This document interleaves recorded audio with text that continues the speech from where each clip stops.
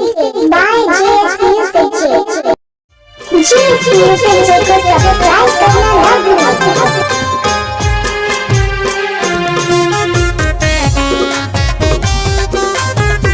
DJ Jitendra Singh mobile number है 885446 रख लेना मोर नंबर गोरी फोन करबे वो शाम के।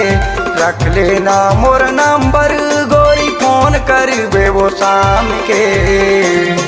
तै जपले माला वो गोरी मोरे नाम के। तै जपले माला वो गोरी मोरे नाम के। रख लेना मोर नंबर गोरी फोन करबे वो शाम के। रख लेना मोर नंबर गोरी फोन करबे वो शाम के। तै जपले माला रे रानी मोरे नाम के। तै जपले माला वो गोरी मोरे नाम के।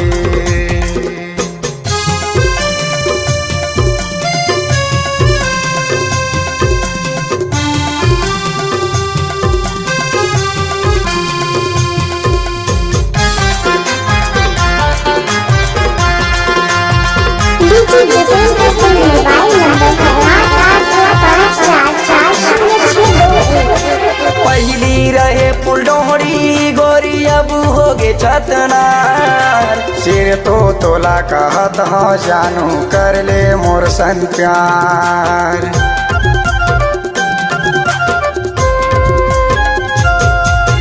पहली रहे पुलडोहरी गोरी अब हो गे छतनार।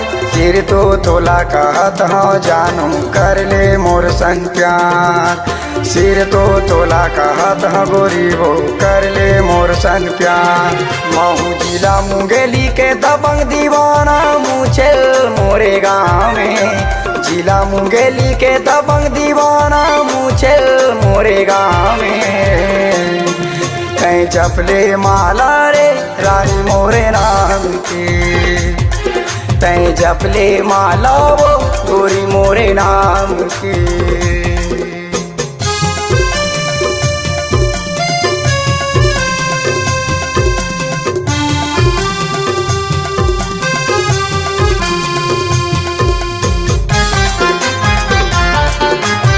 DJ Jitendra Singh mobile number है 885446 तोला बना हूँ मोर दिल के रानी मोला बना ले तोरे राजा। डोला लेके आऊँ गोरी लाऊं संगी साथी गढ़वा बाजा।